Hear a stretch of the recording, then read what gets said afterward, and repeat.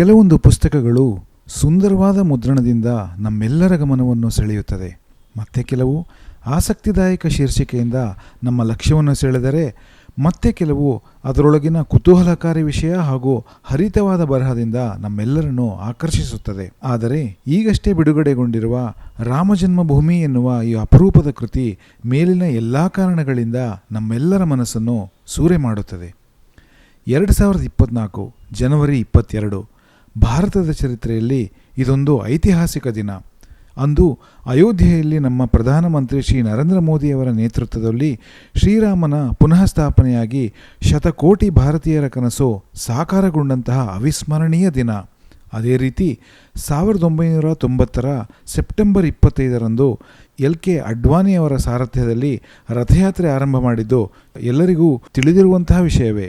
ಆದರೆ ರಾಮ ಮಂದಿರದ ನಿರ್ಮಾಣಕ್ಕೆ 1528ರಿಂದ 2024 ಸಾಗಿ ಬಂದ 500 ವರ್ಷಗಳ ಹೋರಾಟದ ಬಗ್ಗೆ ಈ ರಾಮಜನ್ಮಭೂಮಿ ಕೃತಿ ನಮ್ಮೆಲ್ಲರಿಗೂ ಅರಿವನ್ನು ಮೂಡಿಸುತ್ತದೆ.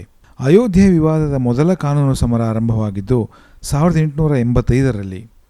ವಿವಾದಿತ ಸ್ಥಳದ ಹೊರಭಾಗದಲ್ಲಿ ಶ್ರೀರಾಮನ ವೇದಿಕೆ ನಿರ್ಮಾಣ ಮಾಡಲು ಅವಕಾಶ ಕೋರಿ ಫೈಜಾಬಾದ್ ಎಂಬುವರು ಅರ್ಜಿ ಸಲ್ಲಿಸುವ ಮೂಲಕ ಕಾನೂನು ಸಮರಕ್ಕೆ ಶ್ರೀಕಾರ ಹಾಕಿದ್ದರು ಎನ್ನುವಂತಹ ರೋಚಕ ಸಂಗತಿಗಳಿಗೆ ಈ ಪುಸ್ತಕ ಕನ್ನಡಿ ಹಿಡಿದಿದೆ.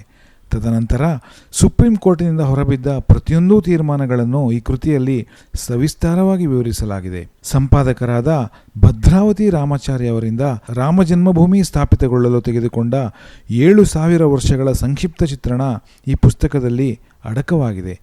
ಖ್ಯಾತ ಚಿತ್ರನಟ, ನಿರ್ದೇಶಕ ಸುಚೇಂದ್ರ ಪ್ರಸಾದ್ ಅವರ ಮುನ್ನುಡಿಯನ್ನು ಹೊಂದಿರುವ ಈ ಪುಸ್ತಕ ಬೆಂಗಳೂರಿನ ಕಾವ್ಯ ಸ್ಪಂದನ ಪಬ್ಲಿಕೇಶನ್ ಅವರಿಂದ ಅಚ್ಚುಕಟ್ಟಾಗಿ ಮುದ್ರಣಗೊಂಡಿದೆ. 298 ಪುಟಗಳನ್ನು ಹೊಂದಿರುವ ಇದರ ಬೆಲೆ 500 ರೂಪಾಯಿಗಳು. ಬೆಂಗಳೂರಿನ ಓಂಕಾರ್ ಪಬ್ಲಿಷರ್ಸ್ ಈ ಪುಸ್ತಕದ ವಿತರಣೆ ಜವಾಬ್ದಾರಿಯನ್ನು ವಹಿಸಿಕೊಂಡಿದ್ದಾರೆ.